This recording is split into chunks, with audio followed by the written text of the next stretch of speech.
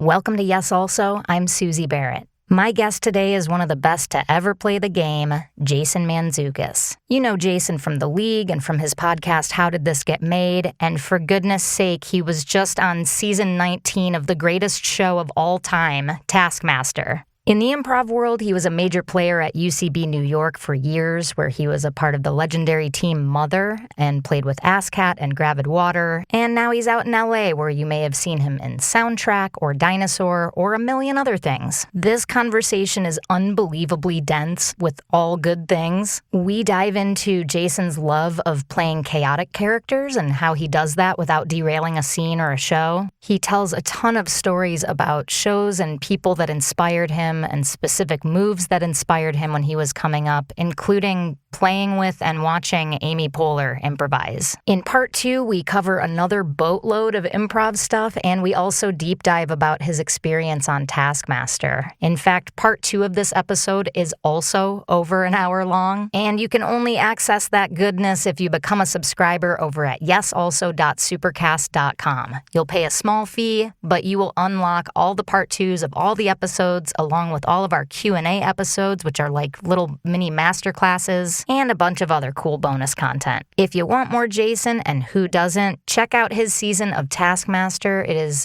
series 19 of Taskmaster, available completely for free on YouTube. And check out his podcast, How Did This Get Made? But enough about Jason. Here's Jason.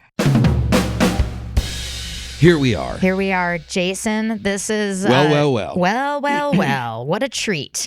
That didn't mean to sound sarcastic. Oh, no. Yeah, this is truly a treat. First of all, thanks for your support of the pod. It's so I'm a huge fan. I love it. Huge fan. Love the show. It's great. As I said to you, I think in an email, I think this is like essential listening for people in our world. I don't understand why, if you are interested in comedy and especially improvising, why you wouldn't be like downloading every minute of this, and why these episodes aren't 3 hours each. I don't know. Well, maybe this one will be. Please. Let's let it be. Because you're such a fan and you've been listening to all of these, my guess is that you're coming in hot with some topic you want to talk about, or Not really. Great. I mean, I think there isn't really topics I want to talk about. I think the part of the show that I like the most, I'm a process person. I like when it's, as much as I enjoy hearing about, especially the shows that we never got to see, as much as I love hearing Kakowski talk about Jazz Freddy or the shows that inspired them that we'll never get to see or anything like that, which I love. I just like hearing either user-submitted questions or just the conversations that are really about how we do the thing we do. Yes. Because I do believe we all do it differently to the same end. Totally. And so it's interesting to hear the way that people do the thing. Yeah.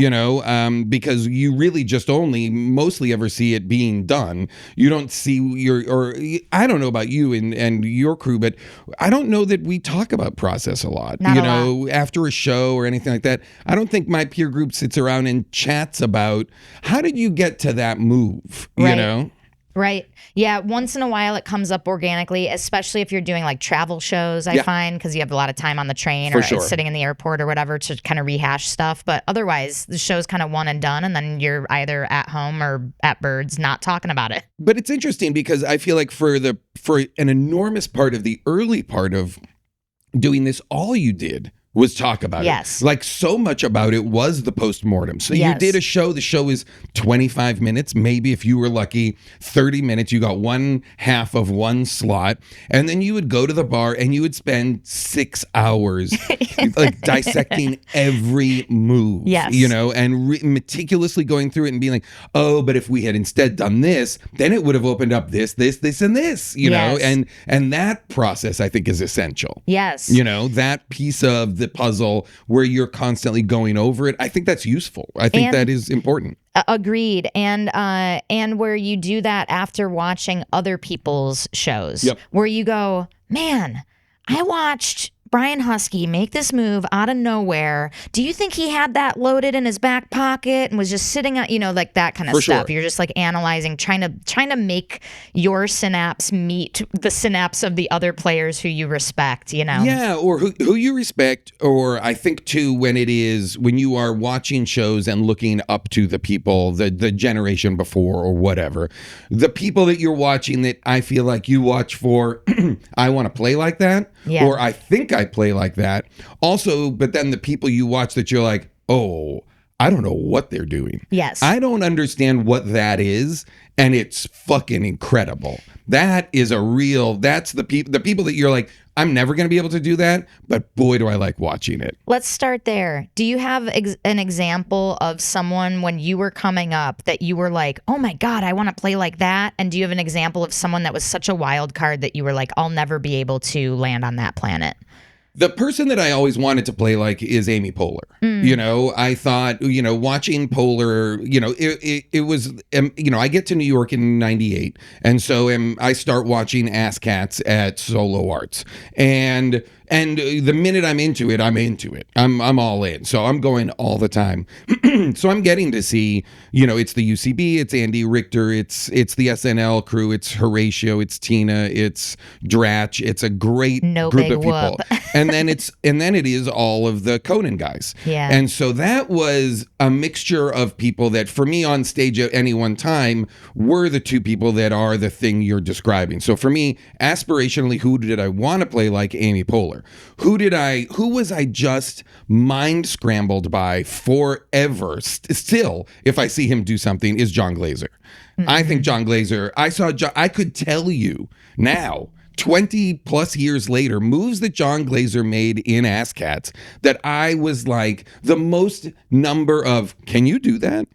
Are you allowed to do that? Moves. One of them was, he did a scene where he was an Israeli man selling someone a Subaru, which he pronounced Subaru. It's great. And he did this. It was a great scene, really funny, just a hilarious scene, great character, all that. He comes out again. Next time he comes out, he's the same guy. Now he's trying to sell someone a Subaru, not at the dealership, in a different scenario. Okay, great. And then what becomes clear is he's only going to play that guy the whole show. Oh, that's great. And so no matter what the scene was, he would obey the logic of whatever scene he was in. But at some point, he would come around to trying to sell someone a Subaru. And that was pure discovery to me. I was like, whoa, that's cool. Can you do that? Yeah. And the mischievous nature of it is something that I very much wanted to have. Like the not just am I being funny on stage, but am I causing problems that are themselves funny? Yeah. Like giving everybody on stage an issue to deal with. Yeah. I have good news. Yeah. You have achieved that. Oh, thank God. You are one of the most delightfully mischievous players. That's my hope. It's like the imp that we root for. It's like, oh, I hope they don't get the leprechaun's gold because I want to see him run around a little bit more. No, I hope the teacher doesn't kick him out. Right. Yes, very, very much. That kind of mischievous spirit I find delightful on stage, portraying it. I'm not trying to cause trouble, but I am trying to cause trouble. Yeah. For good people on stage, trouble is fun to have to deal with, I think. I'm not out there. I wouldn't advocate like your level 2 students go out there and start like messing around on stage. Sure. I've talked about this before on this podcast, like that in the past I would have students be like, you said to like, don't do this. But at ASCAT on Sunday, Colton Dunn did XYZ. And I'm like, when you're Colton, you can do that. Yes. But for now, let's keep the training wheels on. Then you can worry about popping wheelies later. Yeah. Exactly. When I taught, it was Horatio. Yeah. People would be like, yeah, but I saw Horatio do this, this, and this. And I was like, yes, but like all of it was absolutely destructive to the show in the most hilarious way. Yeah. You can't do that while we're learning the Herald. Yeah. It's not possible. What were the qualities in Amy that you wanted to emulate? What was she? She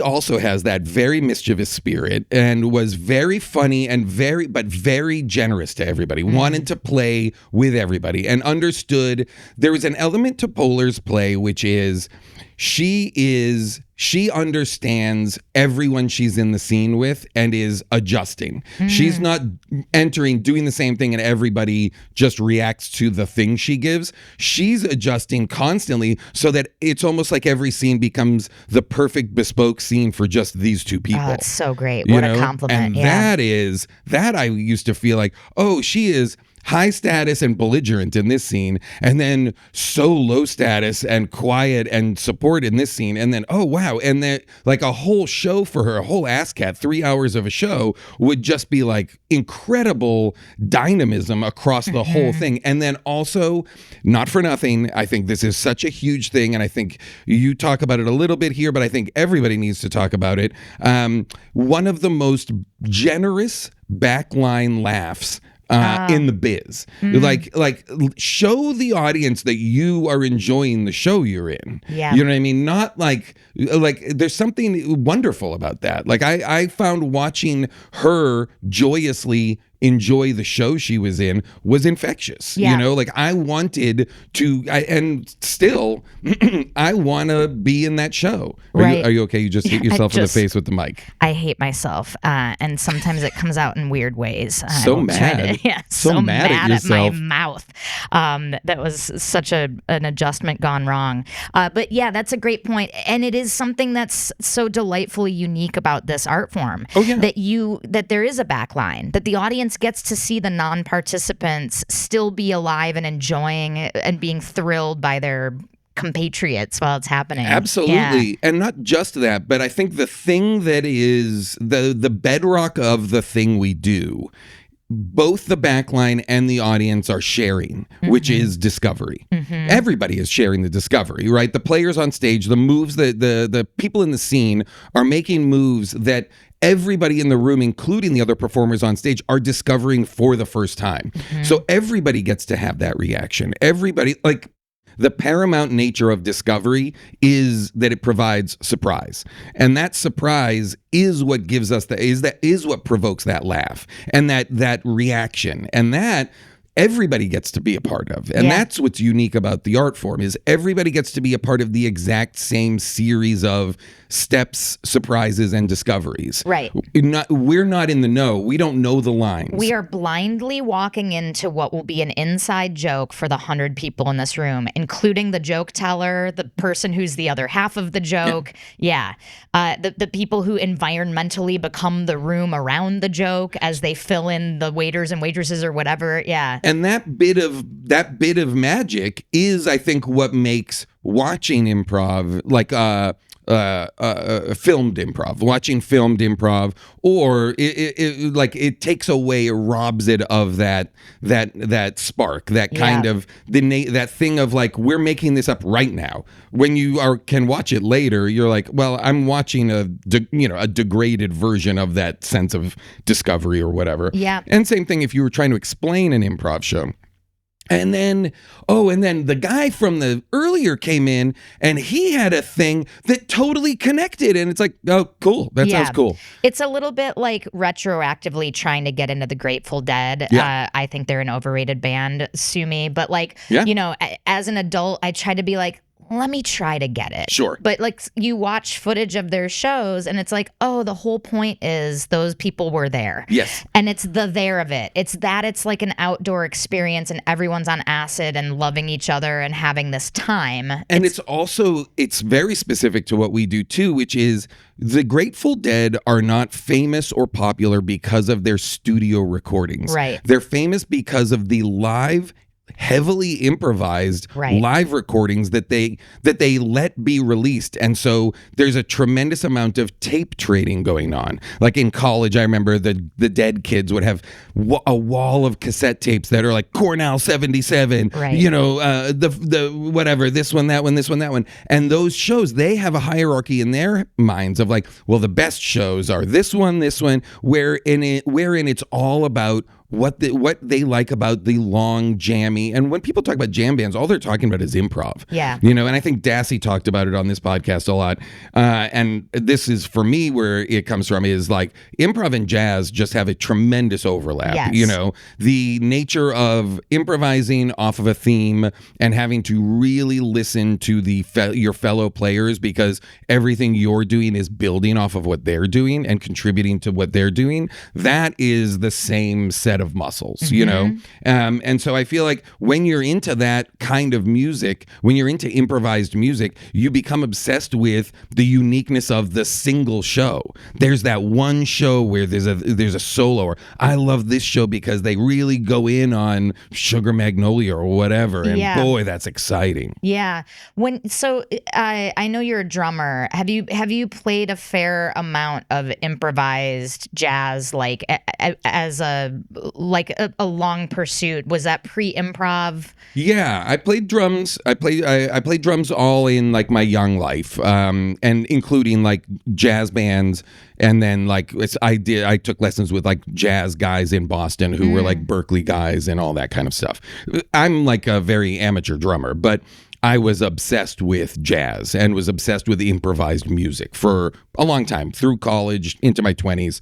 And then once I started doing UCB, and it really was, I moved to New York thinking maybe I'll be a drummer or maybe I'll do improv comedy, like both of which seemed like maybe, you know, they both seemed like, you know, in my mind I was also like, and I'll get a job and I'll do that job and maybe I'll have a job at NPR, or the jobs that I thought I would want were in like broadcasting or stuff like that. Yeah, that makes sense. But I was like, oh, and then the minute I saw UCB, I was like, oh, this is the thing I want to do, because I like that everybody on stage is equals.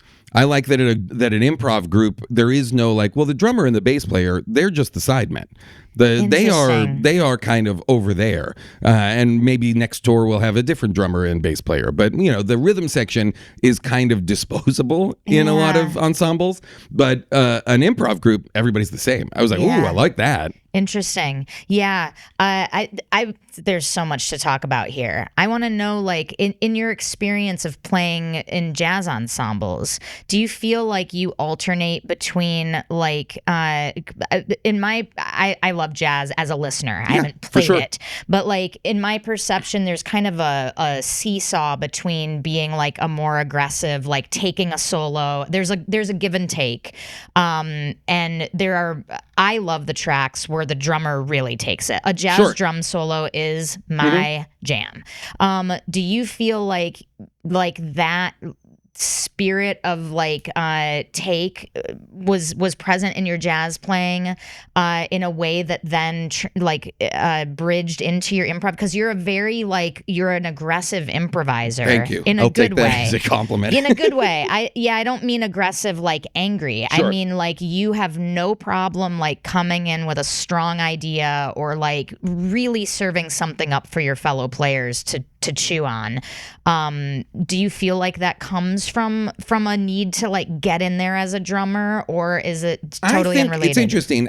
Maybe it's a little unrelated, but in the sense that like I definitely feel like the thing that I took from being a drummer was kind of being glue for the band. The drummer is keeping the time. The drummer is, reliably so that the bedrock of a song, so that soloists primarily can solo on top of what you're doing. You're providing the bedrock, the base of it. And then obviously, in most songs, there's a part where the drummer gets to take a solo or whatever. Everybody gets to, usually in a small ensemble, everybody gets to solo for some number of measures. But for me, that part of keeping the rhythm, that part of keeping the whole thing cohesively together, that I feel like is what I very much took from playing music. Interesting. Is having a sense of the whole thing and pace. I think though a tempo more so than pace, but those are the things that to me felt like, oh, that's very applicable to what we do on stage. And then, but being aggressive, I started to feel like the note I feel like was maybe Ian Roberts gave a note at one point and I think it was a Dell note, but this might be apocryphal, which was, if you think the scene needs to move forward, if you think there needs to be an edit, if you think whatever, the audience thought it a minute ago. So there was a sense early on that I was like, go now. Go. Don't wait for a moment. Go now and make the moment be now and we'll see what happens next. You know, like there was a lot of UCB contextually, like if you start in this podcast, essential listening for this. You know, UCB really had a run and gun, you know, quick paced punk rock, you know, as opposed to a lot of the Chicago stuff that I feel like we saw at the time, which was much more open-ended, much more exploratory, much more kind of slower stuff. And UCB felt like go, really aggressive in a way that I liked. But there was an element too, which was, what if it could slow down a little bit, but still have just as many game moves, still have just as many, you know, I will say, like at UCB in New York early on, there was a lot of musicians. There was a lot of people who also played music, who also wanted to solo, who also were, I feel like, taking a lot of those same musical kind of inspirations and plugging them into just a different kind of an ensemble, if that makes sense. Yeah. I don't know. I feel like I started answering one question and answered a different one. We'll it all goes into the same mosaic. We started by talking about give and take, but I love your takeaway from drumming was that you have a sense of tempo underneath the whole thing. Oh, yeah. UCB having this very like go tempo, but now tempered with maybe we should slow down. Did that change the way that people played, or was it just like they were still go, but sometimes you would do a slower show or like? So I feel like there is still a lot of go, especially in that kind of late 90s, early 2000s period when everybody could kind of just do. There was a period of UCB where nobody was really looking at us other than the audiences. Nobody was like getting on TV. Everybody was doing it for the love of the game. It felt like, you know, I'm certain everybody was like, I want to be on SNL or whatever goals they had, but it very much felt like, but this is what we have. So we just do this. And the hierarchy of what you wanted to achieve, or at least what I wanted to achieve, was all inside of UCB. I wanted to get on a Herald team. I wanted to then have my Herald team be a weekend team, or then I want to start a sketch show, or all of those aspirational next steps all were within UCB's own structure, because it didn't seem possible really much at the time to branch out, or at least that seemed so far away. And in fact, it was very far. No one had been outside of the Shire yet. Truly, truly. Gandalf's coming by with some fireworks. Yeah, and we're gonna have a great bit of dragon stew. I don't know, what do they eat in there? Definitely dragon stew. Yep, perfect. For 11sies. Anyway, but I feel like my group, I was in a group called Mother, and we specifically started to be slower and slower. And when we do eventually move to a weekend slot, our weekend show is a slow narrative show. It is like a choose your own adventure, forward moving, like narrative form, which was super fun and like incredible to work on in a great group of people. But it was in effort to be like, everyone is so fast and so funny. And we are a group that is already in our Herald stuff being rewarded for our desire to like act more naturally and be more and be slower. You know, like our shows, our Heralds would oftentimes have like very heartfelt scenes in them that were sad, you know, funny, but sad. And there was, you know, we had people like John Daly on the team who was just like fantastic actors, Tara Copeland, Jess St. Clair. It was a great team of people. Stacked with actors. Murder's row of people who are great actors. And so that was a very fun team to like do stuff that felt more like little one act scenelets kind of thing, like that had like a real arc to it for the characters, not just what's the game of this scene, but what would this feel like for this person to, you know, to not just talk about their dead dog, but now really sit in it. It makes it more three-dimensional. Instead of just telling a joke, you're like pulling back the curtain, walking into the joke, and now it's no longer a joke. Now it's like the lived experience of someone who's processing this death and everything about that and the tone and the feeling, and then we bring back what's funny about it now that we're all in the room. Exactly. Yeah. And that's something that I feel like we lose a lot of, which is, you know, our art form sits somewhere between a one-act play and stand-up comedy. Yeah. You know, and I think sometimes we can err too far on just like jokes on stage or bits on stage that don't have a lived-in reality. Or it feels like, oh, this is just a play that has a couple of funny lines in it. That's, you know, and that's the other end of the spectrum. But boy, that middle ground where you're watching people be so funny and absurd in an environment where they are committed to it. You know, committed to performing it. Because, you know, it's if you are always winking at the audience, like being like, isn't this funny? This is a clever bit here. And listen, I wink at the audience quite a bit. Your eye is permanently almost constantly. shut. I keep looking to the couch to be like, I assume the audience is there, or maybe I'll just do camera takes. You guys get it. And wink. I winked at mine. The best shows, I think, are the ones that have that balance of the jokiness and the let's say the mirthful discovery and the giddiness of the players tempered with actually going. It almost takes the shape of a dotted line where half where the dashes are like a pitch meeting between the actors on their feet, being the improvisers, doing bits, finding the funny thing.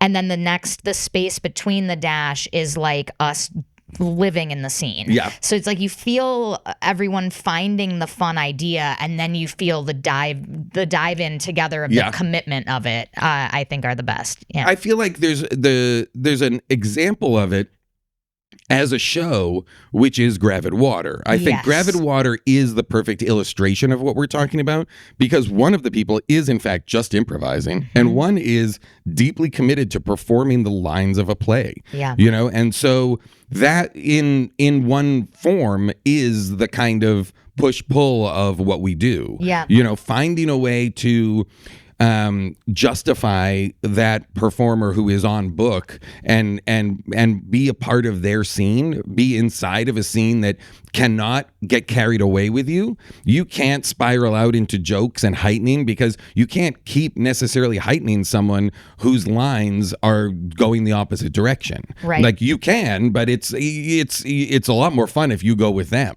Right. You know, so that's I feel like both illustrates from the point of what we're talking about, but also when you watch it or when you like do it, you are really like, oh, this is a really difficult thing to kind of you navigate your way through, basically. Right.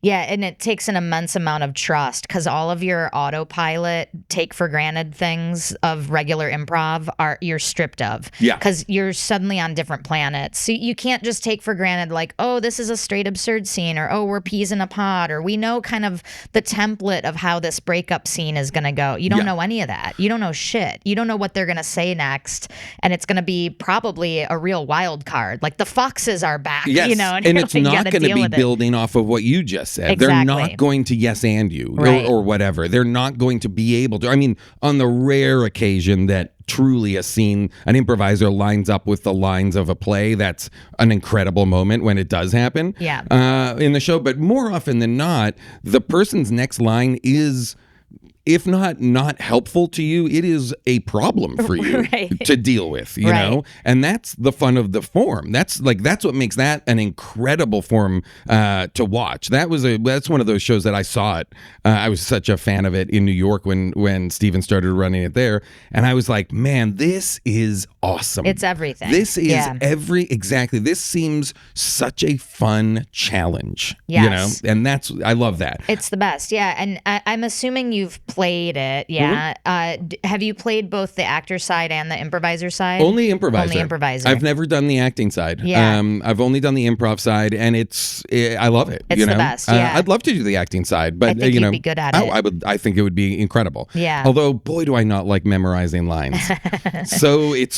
I find now it's such a that's a muscle I simply just didn't generate, the ability to input lines like that. And it makes it such that I just want everything to be a little mushy. Yeah. But you can't. You can't, yeah. The surprise for me, I had to fill in one time because they were short. An actor got sick, and I filled in on the acting side one time, and that had an incredible amount of improv to it. Oh, because wow! You know, you learn your lines, but you can only say your line when it makes sense, and you have to say it in a way that makes sense, and you're like listening to everything. Yeah, but I prefer the improv side. It's just so much. It's great. The best. Yeah. Someday I'd love to do the other. It's awesome, and it also is you get to see pairings and things happen that you just it's one of the shows that when I'm only in one of the scenes of the show, there's usually like 4 or 5 scenes. Yeah. I'm in one. I will watch all the others. Right. Every show. Great pairings. I'm not sitting in the green room. And Roquefort. Yep. Never in my wildest. Two of my favorite improvisers. Yep. Yeah. Oh, you're gonna go see Merlot. Merlot and Roquefort are up at the my clubhouse this weekend. Oh, good God. Yeah, there's just a classic. There's Nichols and May. There's Merlot and Roquefort. Yeah. Stiller and Mara. And Chenin Blanc and Gorgonzola. Yes, it's all wines and cheeses. Yes, it's all. Circling back to mischievousness. Oh, sure. When you were just talking about Gravid, it reminded me of what you had said earlier about like creating a problem for someone on stage can be a great gift or like a wonderful delight for them to play with. Talk to me about that. I think that when we talk about the game of the scene, we can oftentimes fall into to me, mistaken idea of that when you and I walk out on stage, the game is somewhere out there and we need to find it. Like as if it's a third thing between you and I. And I think the game of the scene unequivocally is you and me. Yeah. It only goes this way. It's not like, oh, we found it. It's the pillow. It's that pillow over there. We both are going to talk about the pillow. Okay, fine. Phew, we got it. Yeah. We found the game. And the game is actually just this. The relationship between two people that you can replicate and, a pattern of behavior that you can build and heighten off of, right? So for me, if I can build how I feel is paramount. Like I'm improvising from an emotional point of view always. How do when I'm listening for inspiration to a monologue or whatever it is, I'm listening for how do I feel about this? And when I'm in a scene with someone and they're saying, how do I feel about this? How do I want to feel about this? And a lot of times how I feel about something continue to push becomes an issue, becomes mischief, becomes like you keep heightening how I feel about, or how can I be a problem now for this? How can I interrupt us moving forward so that becomes itself a sub game of the game we're playing? Like at a certain point, the game of the scene is, I don't want to say boring, but it is, once it's known and mapped, I want to start going off map. When you are playing a video game and you go to the map screen, and sometimes the map is grayed out because that's areas you haven't been to yet. I'm like, let's go to there. Yeah. How can we get there quickly? Like, I want to go to the unmapped sections right now. We already know we already know this town. Apparently, there's 6 other towns and a mountain and a this and a that. Like, why the fuck are we still talking to this shopkeeper? Right? Come on. Yeah. Again, if I'm bored, they're bored. Right. Not bored. It's not that I'm bored, but I mean, movement. I always want to be moving forward. I don't want to be leaden or static. And that's not physically. Physically, I'm often very static. The older I get, the more I sit during not just scenes, whole shows. There have been whole shows of Mantzoukas, which is the monoscene show I do, where I'm sitting for 50 minutes of the 1-hour show just because I've made a choice and I don't need to or want to necessarily performatively stomp around to be like, here is the space. I'm okay just existing.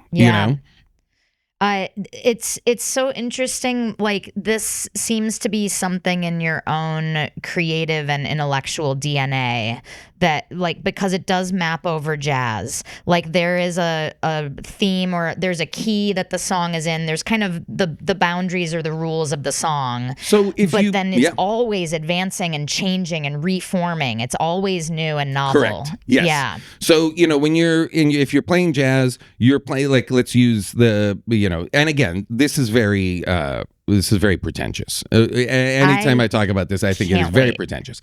But so if you know the song "My Favorite Things" from Sound of Music, right? And I do. Great. So you know that song, and so then there's an incredibly beautiful John Coltrane version of that song. So a lot of what jazz does and would do is to interpret the Great American Songbook or other, popular songs, whatever. They'll take that song and they will interpret it through the lexicon of jazz.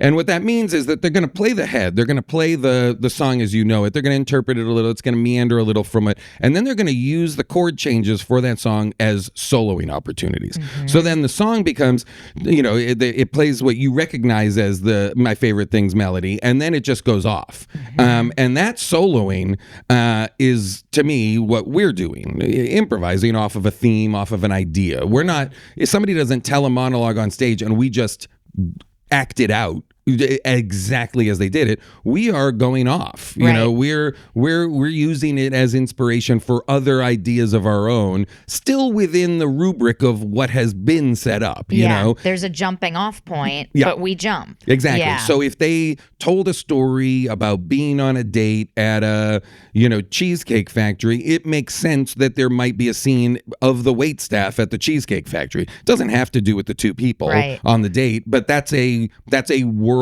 of what they talked about. Or there could be a scene, if we leap off a little further and it's a little more aggressive, like we see the factory and it's a sweatshop making cheesecakes. I love this. Like it's the same concept, but it's Merlot and Gorgonzola. That's the cake. Oh my God, they are so good. They're so fucking good. It's like Harry and David, Merlot and Gorgonzola. I got one of their gift baskets. I always only get pears. I'm dying for a basket. Gotta get rid of these Bosque pears. Yeah, right? Too many. Yeah, God. We're drowning in pears. They're all floating 12 pears at a time to me. How can I eat that many pears, Jason? I agree. But do you feel that in other areas of your life that you have that sort of like insatiable, not a restlessness, but it's like a curiosity, a movement, a desire to not be in only one place? A little bit, yeah. Like I do find that I pursue, my life is like full, in a good way, I think, full of like variety, like of stuff. Like even like my career isn't just like, okay, I got on this show. Phew. All right, that's my job. Like, I've got this podcast. I do acting work. I'm a writer. I do a bunch of stuff, some of which at different times is working and some of which at different times isn't. Yeah. And I like that. I like that, at this stage, I'm still doing a ton of improv shows. But I still get to be on a TV show or, do, like I said, tour the podcast or tour improv. I like all of that. I think I would be restless if I had a gig. Yeah. A 9 to 5, even on a show that I loved or something like that. I think there's a great interview with Alan Arkin where he's being asked, it's like a lifetime achievement, or it's kind of like he's older at the time he's giving it. So they're covering his whole life, and the interviewer says, we're at the point where you write a play for Broadway, and for you and your son to perform. And he's like, oh yeah, he writes this play. And he writes a one-act play for him and his son to perform. And then he shows it to Elaine May to get her feedback. And she gives him feedback. And then a little while later, it's like, you know what? I liked that so much. I wrote one for me and my daughter. Why don't we combine them? And then they wrote, I think, a third for the four of them. So it was like 3 short playlets in one show. I love it. Great. So great. Yeah, what a great idea. And Alan Arkin goes, I hated it. He goes, after the first 2 weeks, I was like, why do I have to keep saying these lines? I've already said these lines. I'm done with this. I don't want to do this anymore. Yeah. And I was like, ooh, I get that. Yeah. That really resonated with me. That idea of even the play that he wrote, even his own words, he felt restless inside of. Yeah. And that I understood very well. I feel like that all the time, even in the sketch shows that I wrote, with Jess St. Clair or stuff like that. When we were on stage, it felt like a prison to stick to the lines every time. Yeah. Yep, the soul of an improviser. Let's do, what else can we do? Yes. And what's in the moment? Can't it be better? Can't it be better? Can't we beat this? Mustn't we be able to now, we understand this beat now totally. Can't we beat it? Yeah. Do you feel like you're still getting better? Oh, yeah. Yeah. Slower, I recognized myself getting better more so when I was younger. When now the things that I recognize that I'm better at, it takes me a while to realize it. And they are only a few things. Are you still working on things? Are there things that you are still consciously working on? I am, because of this podcast. Oh, because interesting. New ideas will spark, and then when I do a show that week, I'm like, I'm going to try seeing my scenes that way. I like that. It's like I'm trying on the shoes and the hats of different performers and kind of like seeing things a little differently. Well, I will say that is one of the things that I love about the show is getting insight into process, getting insight into people's mindset, how they approach a problem, how they approach an initiation, how they think about things from anything from premise to all the stuff that you talk about with people. I get a lot of juice out of. I think that's great. I've gotten a ton of juice. In fact, there's some in the kitchen if you want some of that improv juice. Let's get juiced. I'm gonna turn it to a subscriber question. Let's do this dovetails off of the mischief we were talking about earlier. Mike asks, how do you play chaotic without totally burning the scene to the ground? I mean, here's the thing. The skill set that you learn doesn't disappear when you appear to be when you are a chaotic character. You still have to be, you still have to be listening. You still have to be all of the kind of tenets of improv that we talk about don't go out the window when you're playing a maniac. Yeah. You just have to figure out a way to let your maniac exist seamlessly in the world that you're in. You cannot, it's the bit in The Office where Steve Carell takes an improv class and kills everybody. Yeah. You can't be a maniac to the degree that you are not listening, not participating. You can't be a maniac that denies the reality of the scene. But you can be a maniac who is truly just a heightened version of everything that is happening. An extreme or an absurd version of the rules that exist, and if you are the person creating those rules, then acknowledging and understanding that you also need to create space for your opposite, to be present and not for your maniacal nature to be predicated on denial. Yeah. You can't be the person who's just like, no, you come to me where I am. I'm being crazy. Yeah. That can't work. It's got to be someone who fits in this universe and supports the game that's already being played. Correct. Just maybe in a different way that lights up a different corner of the map. Yes, exactly. You do something, you do a skill that I call seasoning a scene really well, which it's a bit of the walk on, walk off. Oh, yeah. You just throw a little bit of spice in there, but then you leave and it's like, no, you don't need me. Okay.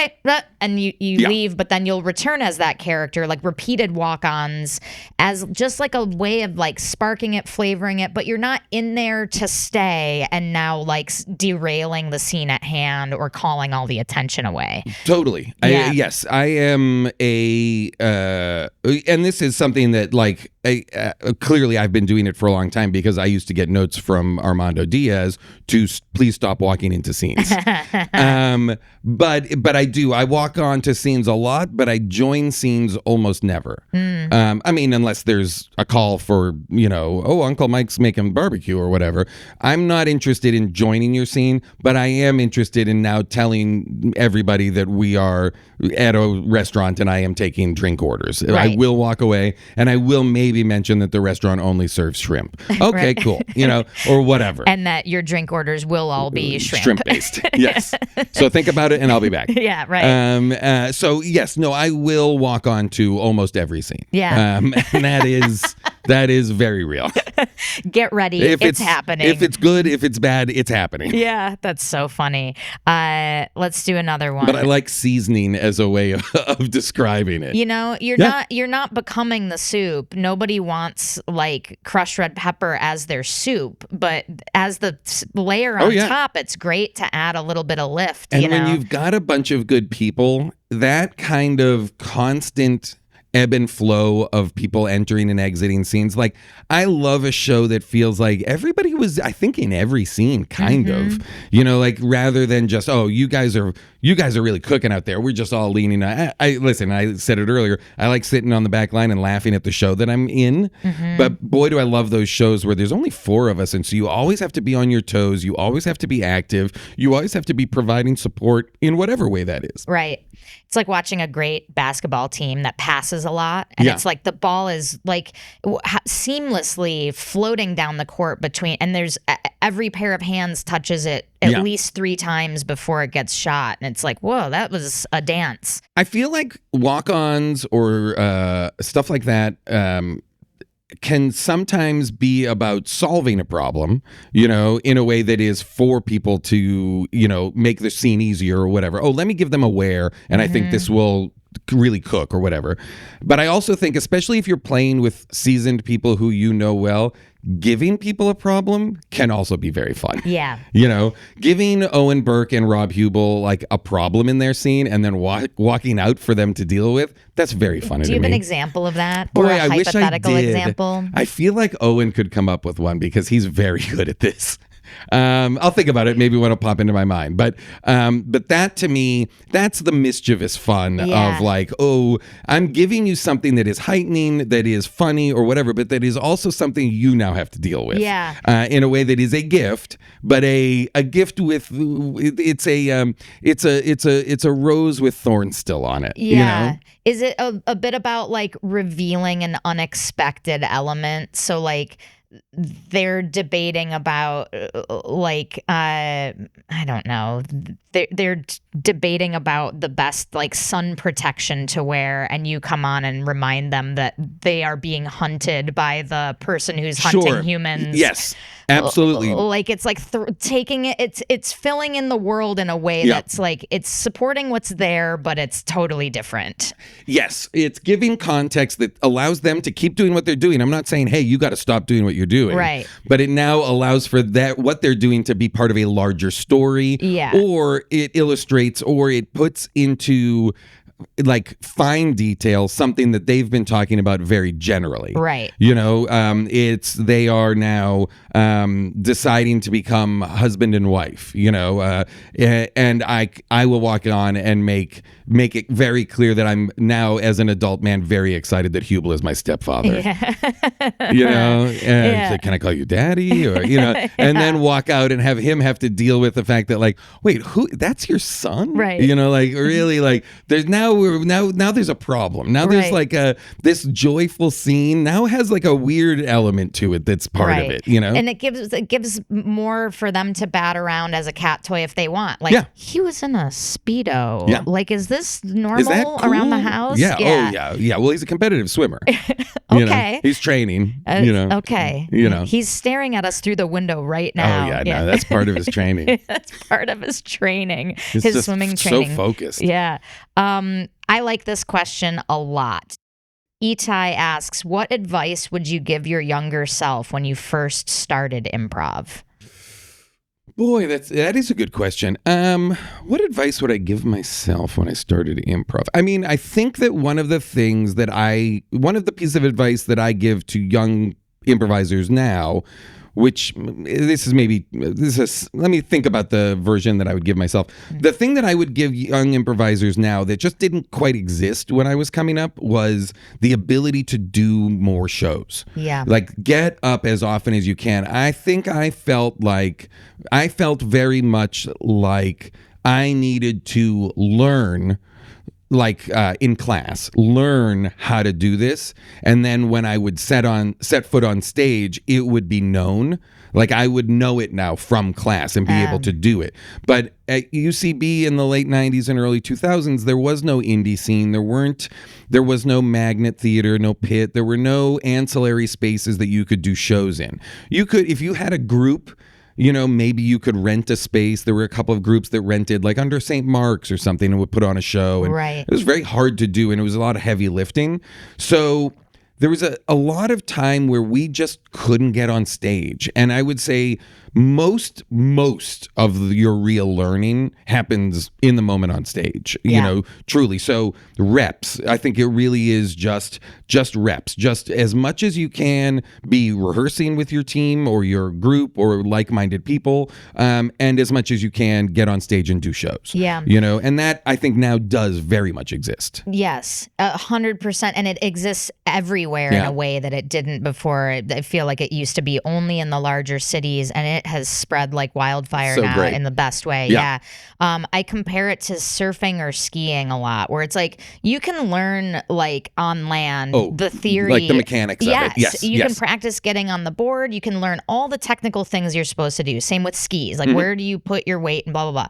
But it's different than when you're out there actually finding your balance and just wiring your muscle memory to balance in each case. You can't theoretically know it, and you're never, when you're improvising, or at least when I'm improvising, I'm never going through like an analog list of left brain steps. I'm reacting in the moment based on the training that I have done and learned. I don't know. So much of what we do isn't like, you can rehearse a performance, like a play, or you can rehearse, you can memorize your lines, and you can rehearse a performance for something that you're gonna do. And the audience will, night after night, receive it, right? But the audience at an improv show is part of the show. Yeah. I feel very much that what we are doing is inclusive of them. And so we can rehearse all we want. We can do,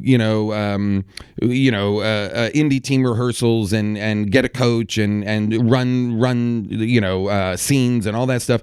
But a different element is present when the audience is there. Totally. Like everything we're doing is fine for us. But once they're there and it's for them, theoretically, that's a different, now the energy isn't just going this way, it's also going this way, and coming in this way. And so you're adding a whole other component to it that I think is like the most important component. Totally. And so, yes, I agree. Like the more you can be doing rehearsals and all that, great. But the more you can just get on stage, jams are so big. And so like, because so much of it is, especially for younger people starting out, I think so much of getting over and into better scene work is getting past your personal level of discomfort, panic, fear, anxiety of standing in front of a full audience and not knowing what's going to happen. Right. For almost everybody, that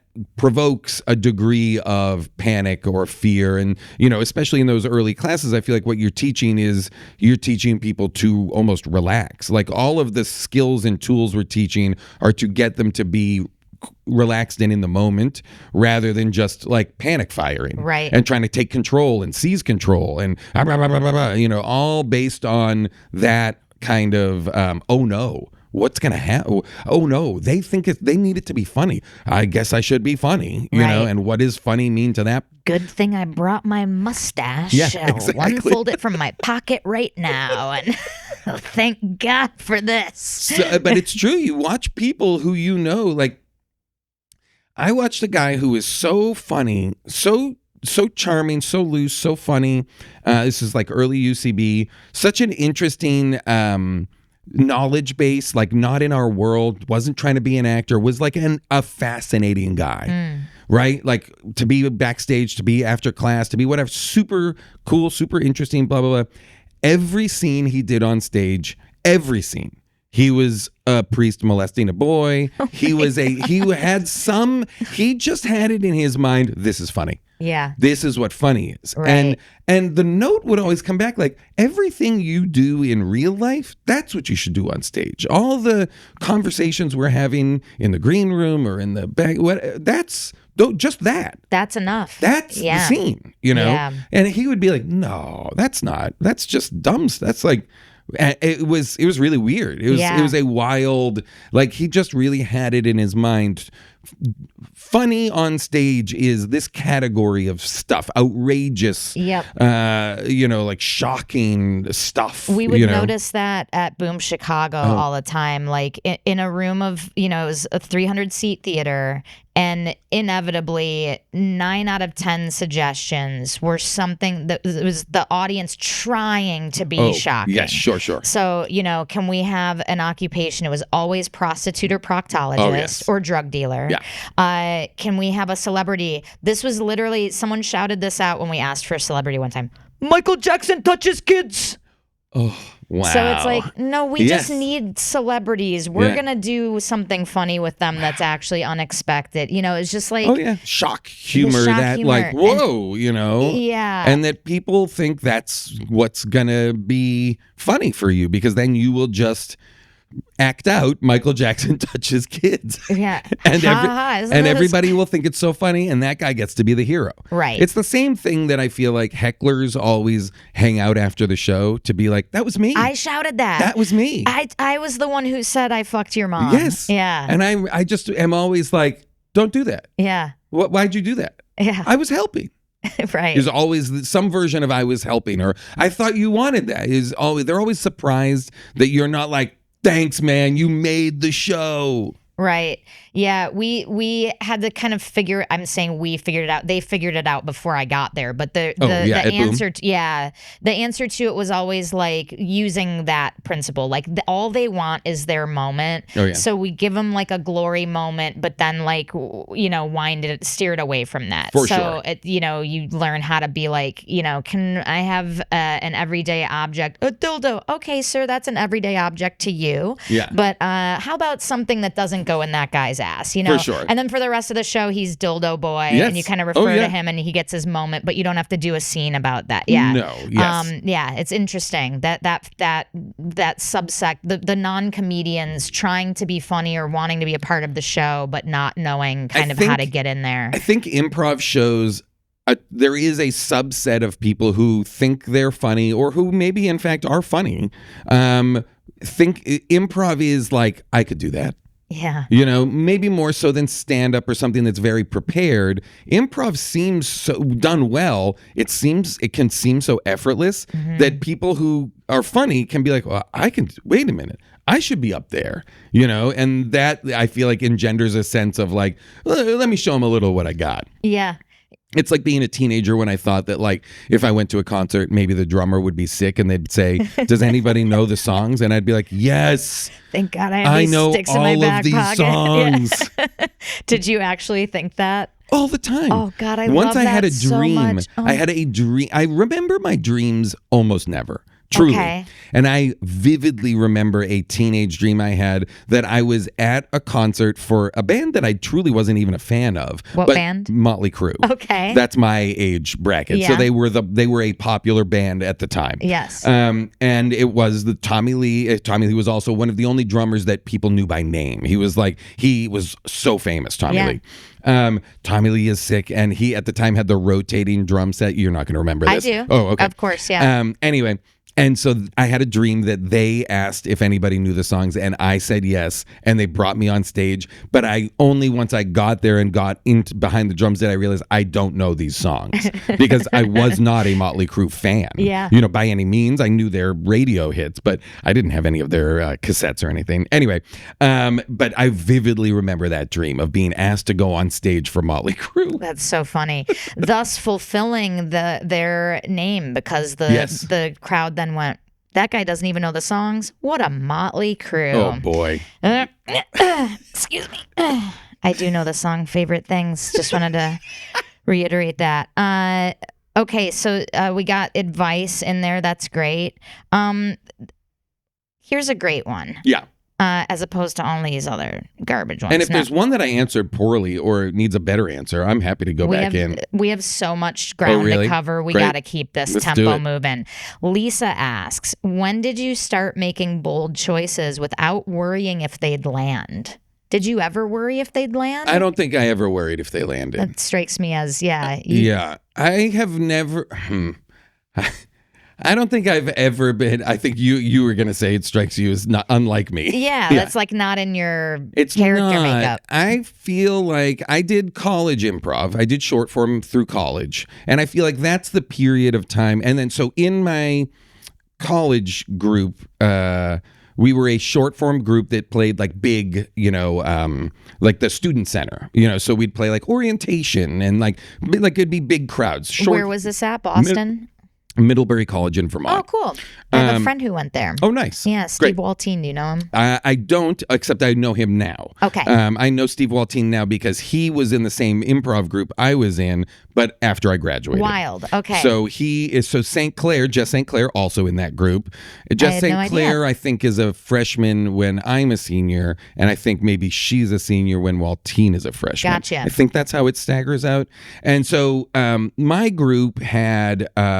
We did short form, we did sketches, and then one of the guys in the group, whose name is Rodney Rothman, who is like just incredible. He's an incredible writer. He's one of the guys who's done the Spider-Man Into the Spider-Verse animated movies, writes those, was like youngest head writer at Letterman. Go ahead. Based on his name, I'm guessing he's also a morning radio DJ. Shock Jock. Yeah. Shock Jock Radio. Rodman. Yeah.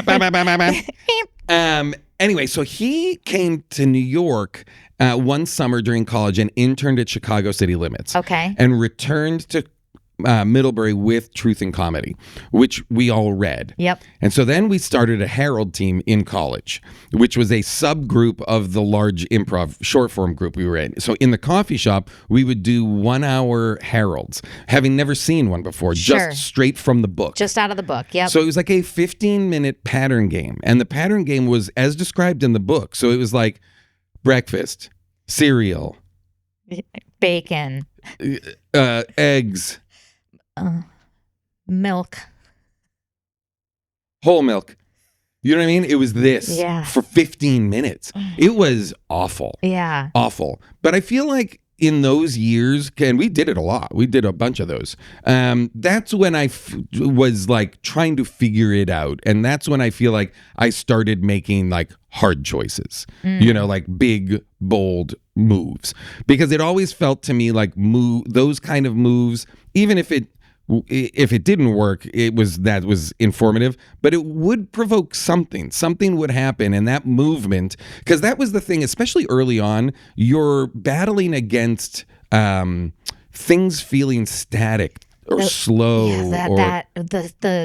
The visceral stagnance of being a new improviser on stage with another new improviser in a scene that's dying and you don't know why and you don't know how to help it and it's just sitting there is the worst feeling. And part of it is the anxiety of not knowing quite what to do next.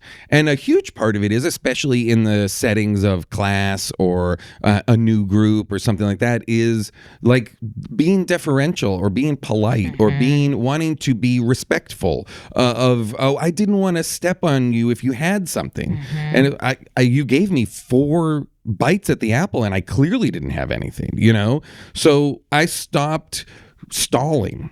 I stopped stalling and treading water and was like, no, move us forward. Let's make a bold move and let's keep moving forward. Yeah. There was a note I feel like one of the things that I love about this show is when people remember notes that were impactful to them. When people remember notes and tell those stories, and when people remember, like the story I told about Glazer doing the Subaru, right? Yes. When people remember scenes that for them triggered a, wait, you can do that? Yes. Or like, whoa. Like I remember vividly seeing Three Square in New York, and Lutz started playing a second character in the scene he was in, playing a different character.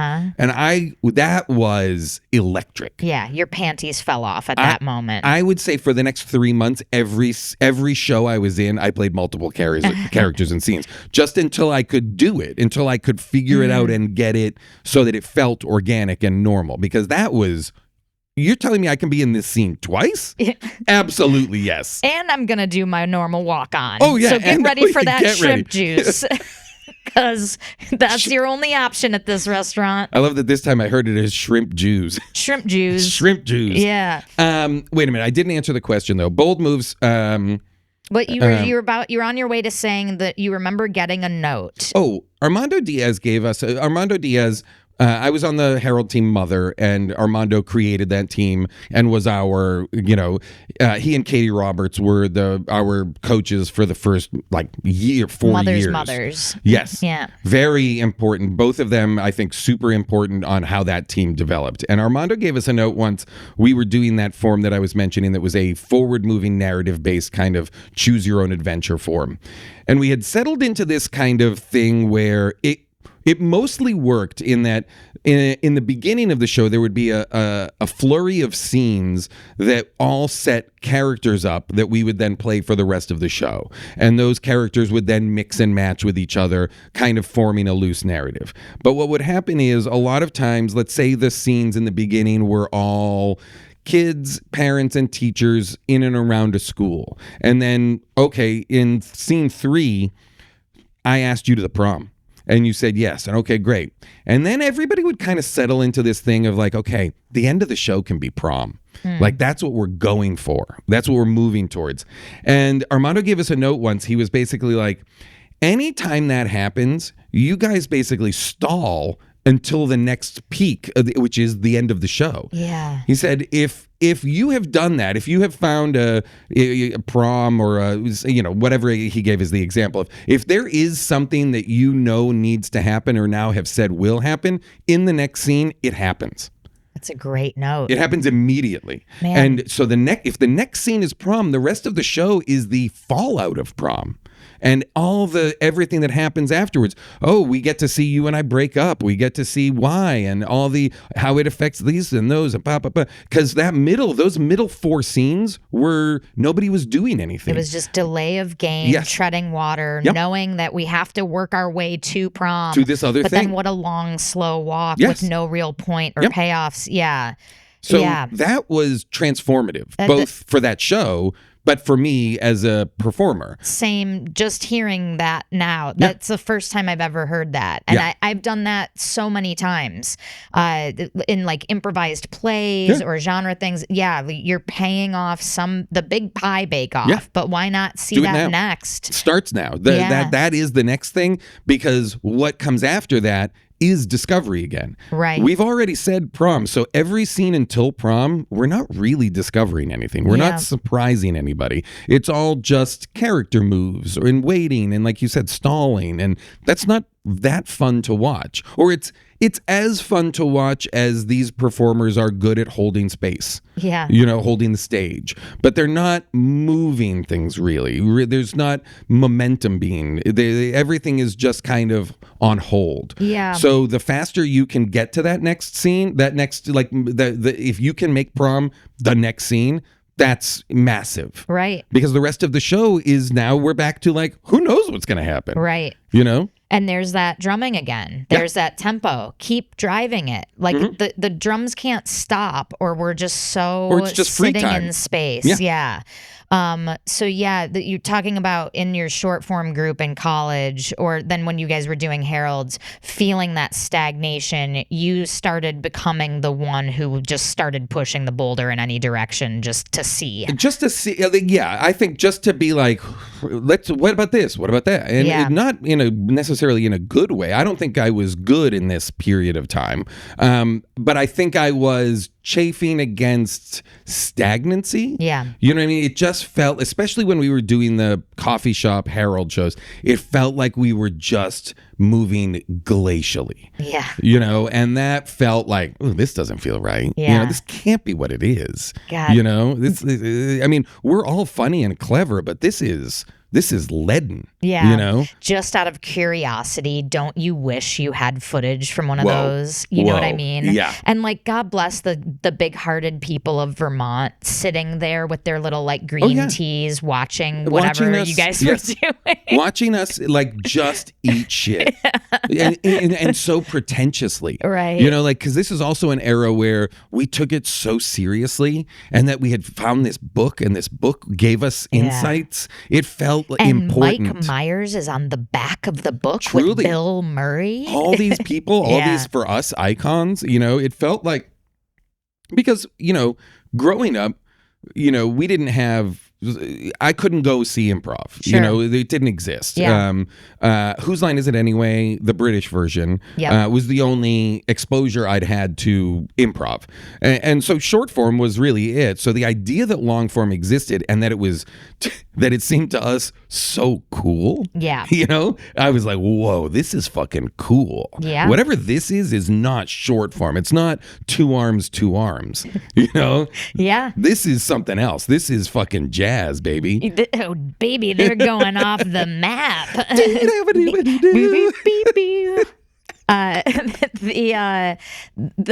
The period where you were pre-college, where did you grow up? I grew up in suburban Boston. Okay. Yeah, I grew up in suburban Boston.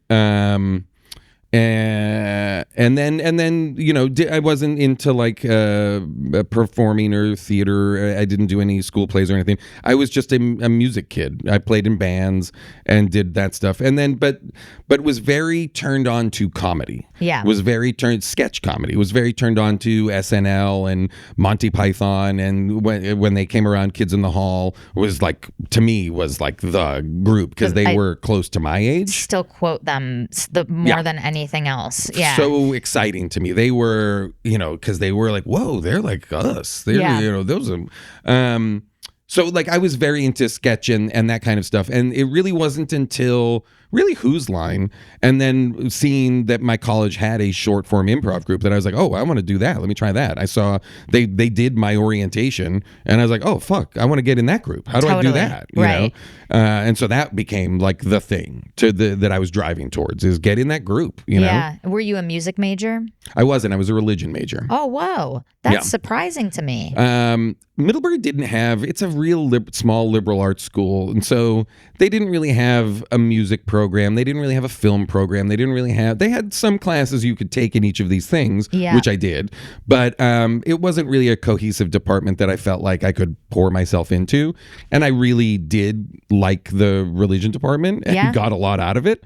But it was not, I very much took liberal arts for what it was, which is, I'm going to study what I'm interested in, not what I think I'm going to do for my life. Right. Well, and the study of religion encompasses so much, because it's history, anthropology, philosophy, culture. It's completely, psychology, right. So much stuff. And in fact, I ended up doing a big project that was just about religious music. So that was a big part of it, bringing music and stuff that I liked and was interested in into what I was studying. And so that was a component of it as well. Yeah. When you were a kid growing up, were you always a confident kid, or did that come from somewhere? I was a pretty confident kid. Yeah, I'm trying to think. Yes, I would say I was a confident kid. Yeah. I was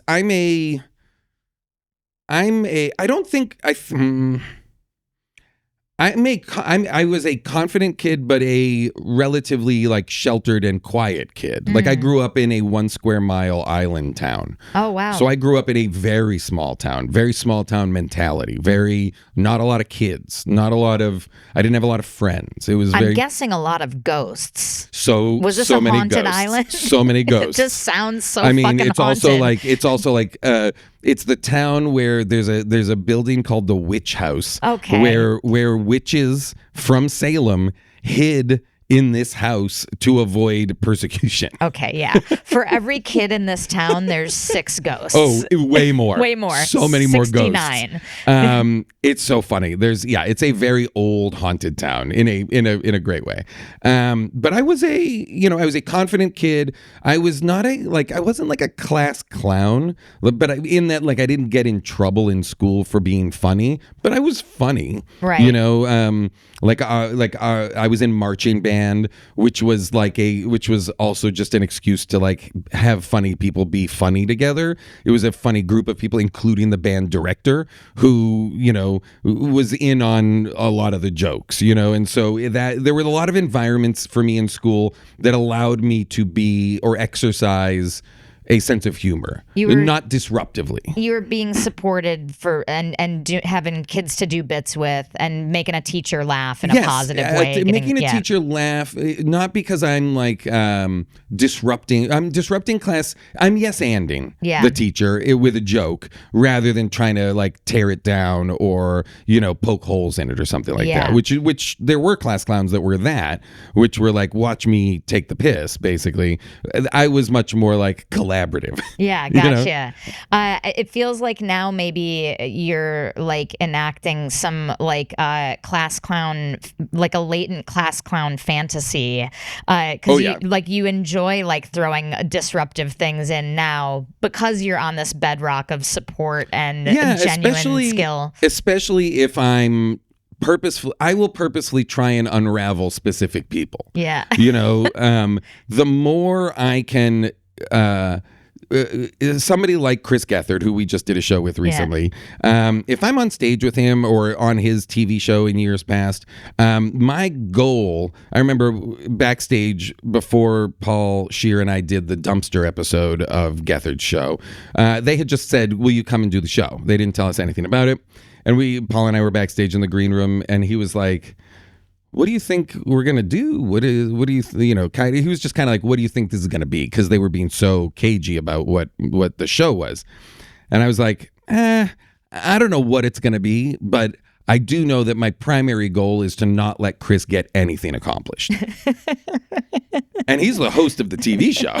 So if you watch that show and there's the edited version on YouTube, we recorded it for over 2 hours, that show, I think. And I'm going to say the first 45 minutes, Gethard barely gets to start the show.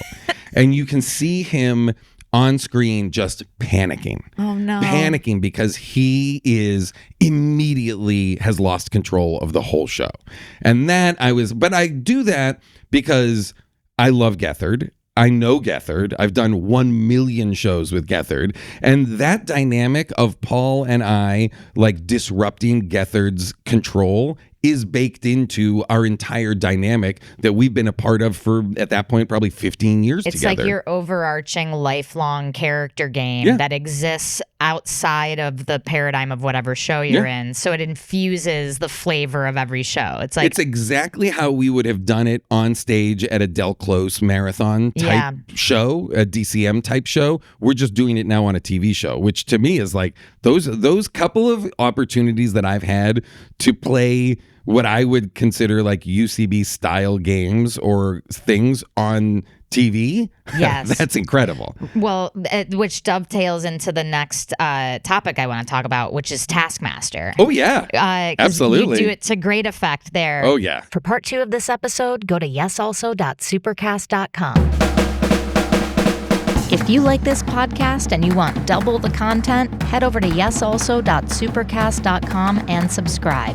You can also help us out for free by subscribing to us on YouTube and talking us up to your improv communities. If you have a question that you'd like us to answer in one of our Q&A episodes, or a topic that you think would make a great bonus episode, put it in a 5-star review. If you're a theater who would like to host us for a live recording and improv show, let us know at yesalsopod@gmail.com. A very special thanks to our producer, Ryan Rosenberg, audio and video editor, Brian Kessler, and Britt Faye, who does our marketing.